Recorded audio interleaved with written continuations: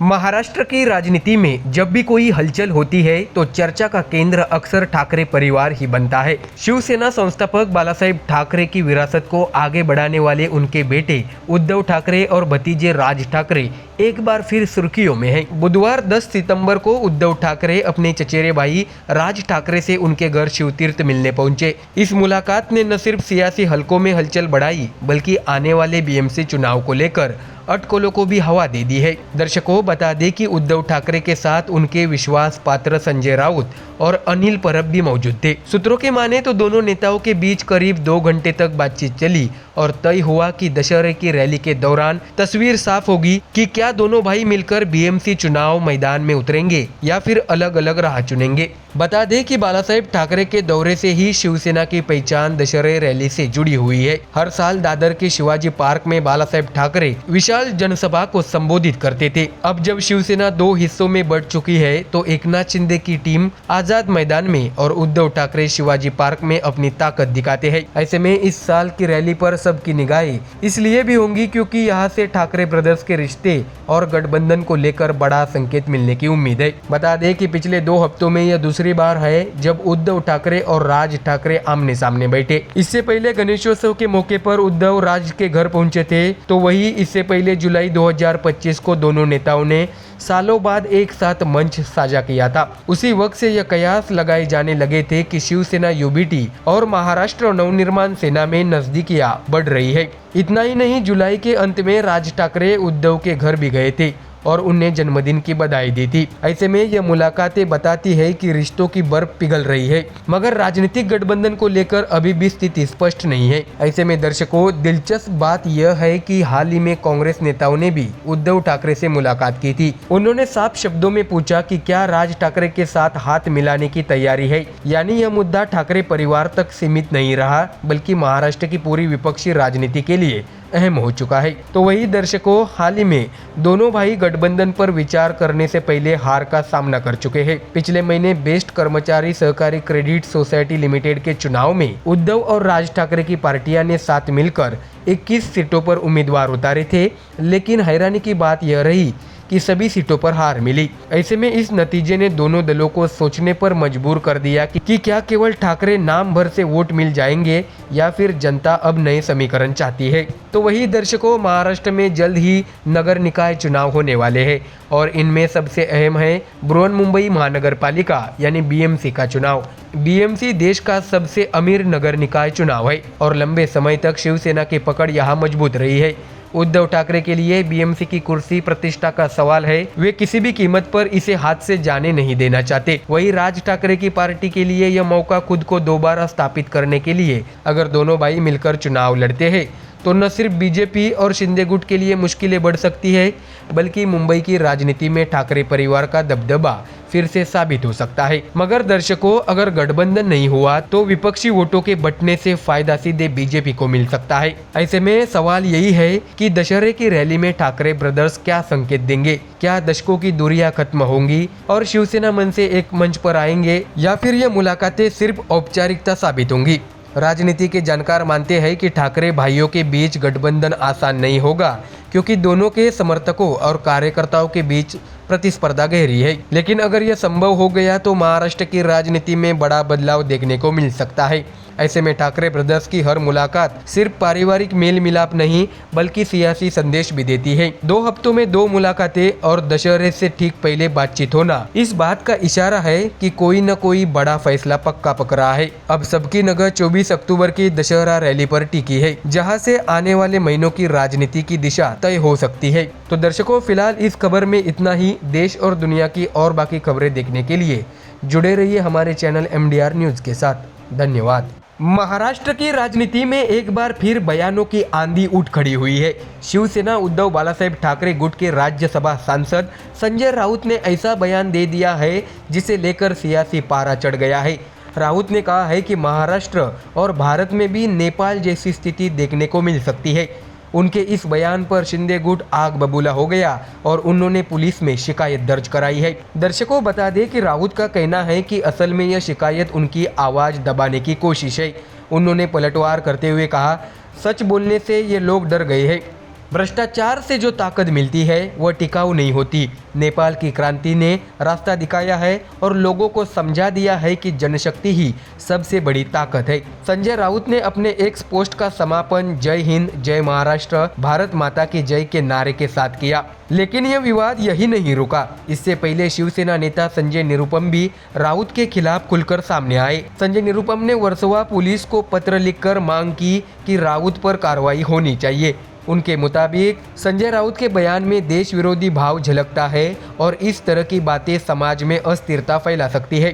संजय निरुपम का कहना था कि भारत जैसे लोकतांत्रिक देश में अशांति फैलाने की बात करना न सिर्फ असंवैधानिक है बल्कि बेहद खतरनाक भी है। पुलिस को चाहिए कि इस मामले को गंभीरता से ले और राउत पर आपराधिक केस दर्ज करे। यानी दर्शकों, महाराष्ट्र में अब एक तरफ शिंदे गुट तो वही दूसरी तरफ शिवसेना से ही जुड़े संजय निरुपम जैसे नेता भी संजय राउत के खिलाफ मोर्चा खोल चुके हैं। ऐसे में दर्शकों, अब जरा नेपाल का हाल देख लीजिए, जिसकी पृष्ठभूमि का जिक्र राउत कर रहे थे। नेपाल इस समय भयंकर राजनीतिक अस्थिरता से गुजर रहा है। नई सरकार बनने को लेकर चर्चाएं तो बहुत हो रही है। ऐसे में इस खींचतान और अस्थिरता के बीच नेपाल की सड़कों पर हिंसा भड़क उठी, जिसमें ज्यादातर हिंसा जेन जेड यानी युवा पीढ़ी का रहा। नेपाल पुलिस के अनुसार इस हिंसा में मरने वालों की संख्या अब 51 तक पहुंच चुकी है। दर्शकों, सिर्फ इतना ही नहीं, नेपाल में नागरिक समाज से जुड़े संगठनों ने भी बड़ा आरोप लगाया है। बृहत नागरिक आंदोलन नाम के संगठन ने दावा किया है कि देश में सैन्य मध्यस्थता के जरिए राजशाही बहाल करने की साजिश चल रही है। उनका आरोप है कि राजनीतिक बातचीत के बहाने पर्दे के पीछे तख्तापलट की जमीन तैयार की जा रही है। ऐसे में दर्शकों, सवाल ये उठता है कि संजय राउत ने नेपाल की स्थिति का हवाला क्यों दिया। दरअसल उनका इशारा साफ है कि भ्रष्टाचार, राजनीतिक जोड़ तोड़ और सत्ता की भूख से लोकतंत्र कमजोर होता है और अगर जनता नाराज हो जाए तो हालात बेकाबू हो सकते हैं। इस तरह के बयान राजनीतिक रूप से भले ही विवादित हो, लेकिन उनका मकसद सत्ता पक्ष को चेतावनी देना बताया जा रहा है। हालांकि विरोधियों का कहना है कि संजय राउत का ये बयान जिम्मेदार नेता की जुबान से शोभा नहीं देता। एक और देश के पड़ोसी में 51 लोग हिंसा में जान गंवा चुके हैं, वही दूसरी ओर भारत में उसी स्थिति की कल्पना करना लोगों के मन में भय पैदा करने जैसा है। दरअसल शिंदे गुट अब इस पूरे विवाद को अपने पक्ष में भुनाने में जुट गया है। उनका कहना है कि संजय राउत ने मर्यादा तोड़ी है और पुलिस को उनके खिलाफ कड़ी कार्रवाई करनी चाहिए। वही उद्धव ठाकरे गुट इसे लोकतंत्र पर हमला और विपक्ष की आवाज दबाने की कोशिश बता रहा है। राजनीतिक जानकारों की राय है कि आने वाले समय में यह विवाद और तूल पकड़ सकता है, खासकर महाराष्ट्र की राजनीति में, जहां पहले से ही शिवसेना के दोनों धड़े आमने सामने हैं। वहां इस तरह का बयान आग में घी डालने का काम करेगा। तो दर्शकों, अब यह कहना मुश्किल है कि संजय राउत के खिलाफ पुलिस कोई ठोस कदम उठाती है या मामला महज बयानबाजी तक सीमित रहेगा। लेकिन इतना तय है कि संजय राउत के बयान ने सत्ता और विपक्ष दोनों खेमों में हलचल मचा दी है। नेपाल की तरह भारत में अस्थिरता होगी या नहीं, यह तो भविष्य ही बताएगा। लेकिन फिलहाल इस तुलना ने भारतीय राजनीति में एक नया बहस छेड़ दी है। क्या नेताओं को ऐसे बयान देने से पहले 2 बार सोचना चाहिए या फिर सच कहने का हक उन्हें हर हाल में होना चाहिए? तो दर्शकों, इस खबर में फिलहाल इतना ही। देश और दुनिया की बाकी और खबरें जानने के लिए जुड़े रहिए हमारे चैनल MDR न्यूज के साथ। धन्यवाद। नमस्कार दर्शकों, भारत पाकिस्तान के बीच क्रिकेट मुकाबला हमेशा से महज खेल नहीं रहा, बल्कि सियासत, भावनाओं और राष्ट्रवाद का प्रतीक भी रहा है। 14 सितंबर को दुबई में होने वाला एशिया कप का मैच एक बार फिर इसी बहस को जगा चुका है। इस बार विवाद का केंद्र बने हैं शिवसेना UBT के नेता और राज्यसभा सांसद संजय राउत, जिन्होंने इस मुकाबले का जमकर विरोध किया है। दर्शकों, बता दें कि गुरुवार 11 सितंबर को संजय राउत ने सोशल मीडिया प्लेटफॉर्म X पर एक तीखा संदेश लिखा। उन्होंने सीधे सीधे केंद्र सरकार और भारतीय जनता पार्टी पर निशाना साधते हुए कहा है कि पहलगाम हमले में 26 मां बहनों का सिंदूर मिटा है। उनका आक्रोश अभी शांत नहीं हुआ, ऑपरेशन सिंदूर अभी खत्म नहीं हुआ। लेकिन इसी बीच अबू धाबी में भारत पाकिस्तान का क्रिकेट मैच खेला जा रहा है। बीजेपी मंत्रियों के बच्चे इस मैच को देखने जरूर जाएंगे, यह सीधा देशद्रोह है। दर्शकों, राउत ने अपने पोस्ट के साथ पहलगाम आतंकी हमले से जुड़ी तस्वीर भी शेयर की, जिसने लोगों के दिलों को झकझोर दिया। तो वही दर्शकों, सिर्फ बयानबाजी तक सीमित न रहकर राउत ने आंदोलन का भी ऐलान कर दिया है। उन्होंने कहा है कि रविवार को शिवसेना UBT की महिला अगाड़ी सिंदूर रक्षा आंदोलन शुरू करेगी। इस आंदोलन के तहत महाराष्ट्र की हजारों महिलाएं प्रधानमंत्री नरेंद्र मोदी को घर घर से सिंदूर भेजेगी। उनका संदेश साफ है, जब तक आतंकियों को पनाह देने वाला पाकिस्तान पूरी तरह खत्म नहीं हो जाता, तब तक भारत को उसके साथ खेल या किसी भी तरह का रिश्ता नहीं रखना चाहिए। दर्शकों, यह विवाद यूं ही अचानक नहीं उठा। इसकी जड़ें उस 22 अप्रैल की भयावह शाम से जुड़ी है जब जम्मू कश्मीर के पहलगाम इलाके की बैतरन घाटी में आतंकियों ने 26 निर्दोष लोगों की बेरहमी से हत्या कर दी थी। इस घटना ने पूरे देश को दहला दिया। इसके बाद सुरक्षा बलों ने जवाबी कार्रवाई में ऑपरेशन सिंदूर छेड़ा। लगभग 3 महीने चले इस ऑपरेशन में जुलाई के आखिर तक 100 से ज्यादा आतंकियों को मार गिराया गया। 28 जुलाई को इस हमले में शामिल सभी मुख्य आतंकी भी ढेर कर दिए गए। ऐसे में फिर भी विपक्षी पार्टियों का कहना है कि जिनके हाथ निर्दोषों के खून से रंगे हैं, उन्हीं के देश के साथ क्रिकेट खेलना शहीदों के परिवारों के जख्मों पर नमक छिड़कने जैसा है। दर्शकों, जानकारी दे कि सिर्फ शिवसेना यूबीटी ही नहीं बल्कि कई अन्य विपक्षी दल भी इस मैच को लेकर सवाल उठा रहे हैं। उनका तर्क है कि पाकिस्तान से क्रिकेट संबंध बहाल करना आतंकी घटनाओं को भुलाने और शहीदों की कुर्बानी को अनदेखा करने जैसा है। वही सरकार और खेल बोर्ड का रुख साफ है, क्रिकेट को राजनीति से अलग रखा जाना चाहिए। एशिया कप जैसे टूर्नामेंट बहुपक्षीय होते हैं और भारत को इनमें अपनी अंतर्राष्ट्रीय प्रतिबद्धताओं के तहत हिस्सा लेना ही होता है। दर्शकों, जानकारी दे कि भारत पाक क्रिकेट की यह खींचतान नई नहीं है। पिछले 2 दशकों में कई बार दोनों देशों के बीच क्रिकेट सीरीज रद्द हुई है। कभी कारगिल युद्ध, कभी संसद हमला, कभी मुंबई 26/11 जैसी घटनाओं के बाद भारत ने पाकिस्तान के साथ द्विपक्षीय क्रिकेट खेलने से इनकार कर दिया। लेकिन अंतर्राष्ट्रीय मंचों जैसे वर्ल्ड कप या एशिया कप में दोनों टीमें भिड़ती रही है। ऐसे में सवाल यही है कि क्या ऐसे टूर्नामेंटों का बहिष्कार करना चाहिए या फिर मैदान पर जाकर दुश्मन देश को हराकर जवाब देना चाहिए। यह बहस हर बार सामने आती है और हर बार देश 2 हिस्सों में बंट जाता है। सोशल मीडिया पर इस मुद्दे को लेकर लोगों की राय बटी हुई दिख रही है। एक वर्ग संजय राउत के समर्थन में कह रहा है कि जब तक पाकिस्तान से आतंकवाद की जड़ें खत्म नहीं होती तब तक खेल भी बंद होना चाहिए। दूसरी ओर क्रिकेट प्रेमी कह रहे हैं कि खेल को राजनीति और आतंकवाद से अलग देखा जाना चाहिए। ऐसे में दर्शकों, अब सबकी नजर रविवार को होने वाले सिंदूर रक्षा आंदोलन पर है। क्या यह आंदोलन बड़े जन आंदोलन का रूप लेगा या सिर्फ प्रतीकात्मक कदम रह जाएगा? और क्या सच में मोदी सरकार इस पर कोई प्रतिक्रिया देगी? यह देखना दिलचस्प होगा। दर्शकों, भारत पाक मैच तो खेला जाएगा ही, लेकिन उससे पहले सियासी पिच गर्म हो चुकी है। एक तरफ बल्ले और गेंद की टकराहट होगी, वही दूसरी तरफ राजनीतिक बयानों और आंदोलनों का शोर गूंजेगा। भारत पाक क्रिकेट को लेकर सवाल सिर्फ खेल का नहीं बल्कि भावनाओं, शहीदों और शहादत का भी है। और शायद यही वजह है कि हर बार जब दोनों टीमें आमने सामने होती है तो यह महज क्रिकेट मैच नहीं रहता बल्कि एक जंग जैसा महसूस होता है। तो दर्शकों, इस खबर में फिलहाल इतना ही। देश और दुनिया की बाकी और खबरें जानने के लिए जुड़े रहिए हमारे चैनल MDR न्यूज के साथ। धन्यवाद। भारतीय राजनीति का माहौल शुक्रवार को अचानक गर्मा गया जब प्रधानमंत्री नरेंद्र मोदी और उनकी दिवंगत मां हीराबेन का एक AI generated video social media पर वायरल हो गया। इस वीडियो को कांग्रेस की बिहार इकाई ने X पर पोस्ट किया था। वीडियो में कथित तौर पर पीएम मोदी अपनी मां के बारे में सपने देखते हुए दिखाई देते हैं, लेकिन जैसे ही यह वीडियो सामने आया, भाजपा नेताओं ने कांग्रेस पर सीधा हमला बोल दिया। बता दें कि केंद्रीय मंत्री गिरिराज सिंह ने इसे न सिर्फ अत्यंत दुखद बताया बल्कि कांग्रेस और आरजेडी पर नैतिक दिवालियापन का आरोप लगाया। बता दें कि गिरिराज सिंह ने साफ शब्दों में कहा है कि कांग्रेस ने AI तकनीक का दुरुपयोग कर पीएम मोदी की मां का अपमान किया है।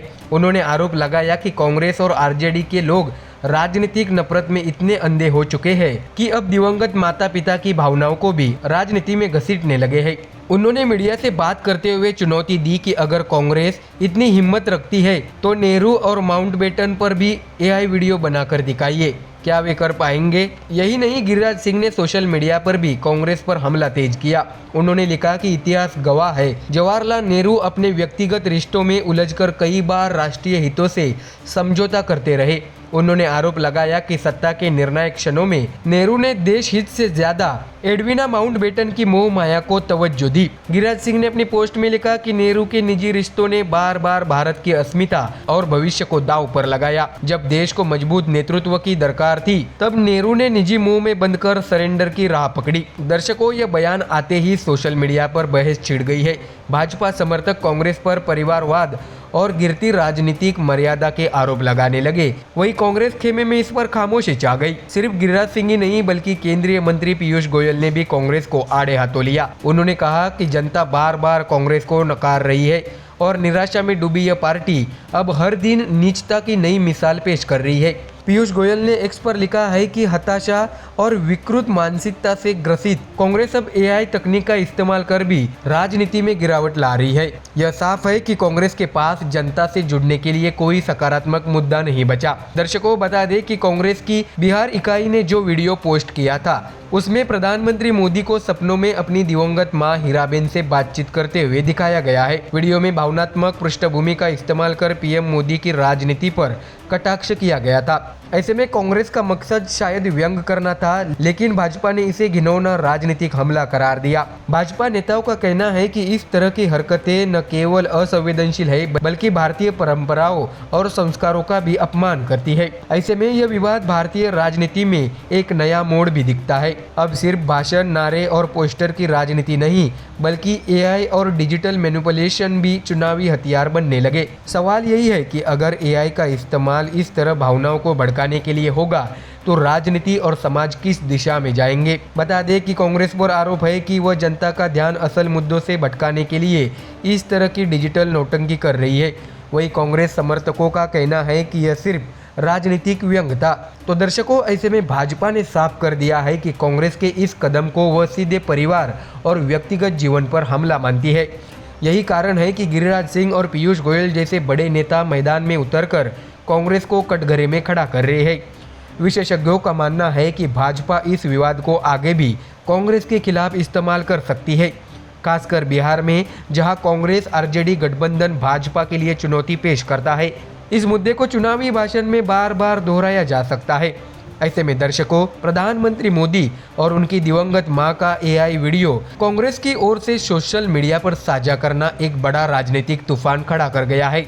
भाजपा नेताओं का कहना है कि राजनीति में असहमति तो हो सकती है, लेकिन परिवार और दिवंगत रिश्तेदारों को घसीटना न सिर्फ मर्यादाओं का उल्लंघन है बल्कि देश की संस्कृति के भी खिलाफ है।